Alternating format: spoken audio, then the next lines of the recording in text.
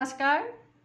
আজি ক'বলৈ ওলাইছোঁ এজন বীৰৰ কথা, যিজন বীৰে নিজৰ সাহস, ত্যাগ, ধৈৰ্য, ৰাজ-আনুগত্য, পাৰদৰ্শিতা, বুদ্ধিমত্তা তথা কৌশলী মনোভাৱেৰে আইটনীয়াৰ নগাৰ উপদ্ৰৱ দমন কৰি আহোম ৰাজ্যলৈ শান্তি ঘূৰাই আনিছিল। তেওঁ হৈছে বীৰ পাংৰাও। তেওঁৰ আচল নাম আছিল লাঙু। তেওঁৰ আছিল লাইপ্লেং গাঁৱৰ দেওধাই পুৰোহিত মচাইতাও পুত্ৰ। তেওঁৰ আছিল হৃষ্টপুষ্ট বলৱান এজন যুৱক আৰু আহোম ৰাজ্যৰ যুদ্ধ সৈনিকৰ প্ৰশিক্ষক।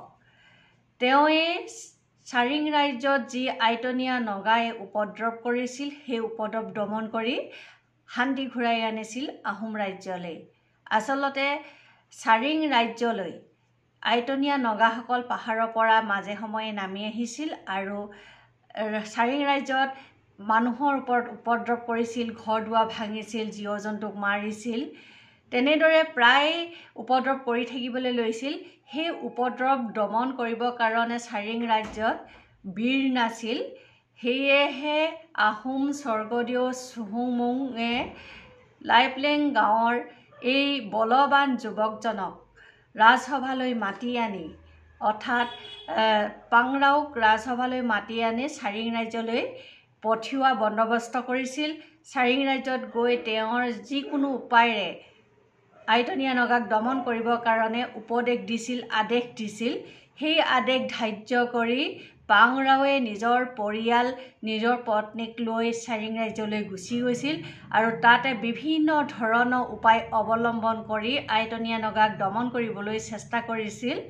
পিছত যুদ্ধ বিগ্ৰহৰ দ্বাৰা আইটনীয়া নগাক দমন কৰিব নোৱাৰি এক বুদ্ধিৰ দ্বাৰা আইটনীয়া নগাক দমন কৰিবলৈ বিচাৰিলে আৰু সেই বুদ্ধিৰে তেওঁৰ সফল হ'ল।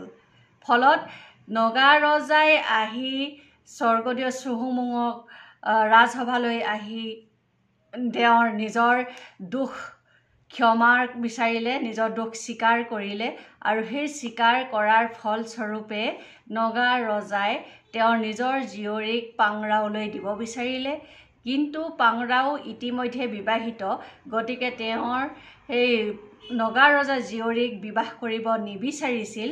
যদিও বাৰে বাৰে নগা ৰজাই অনুৰোধ কৰাত আৰু স্বৰ্গদেউ চুহুংমুঙে পাংৰাওক অনুৰোধ কৰাত শেষত পাংৰাওৱে নগা ৰজাৰ জীয়ৰী পদুমীক বিয়া কৰাবলৈ মান্তি হ'ল আৰু পাংৰাও ইচ্ছামতে নগা ৰাজ্য আৰু আহোম ৰাজ্যৰ মাজত এটা সীমা নিৰ্ধাৰণ হ'ল।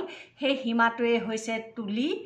আৰু পাংৰাওৱে নগা দমন কৰাৰ কাৰণে যি ঠাইত এজোপা বৰগছ ৰোৱাৰ ব্যৱস্থা কৰিছিল, ৰোপণ কৰাইছিল, সেই ঠাইখনেই হৈছে পুলিবৰ।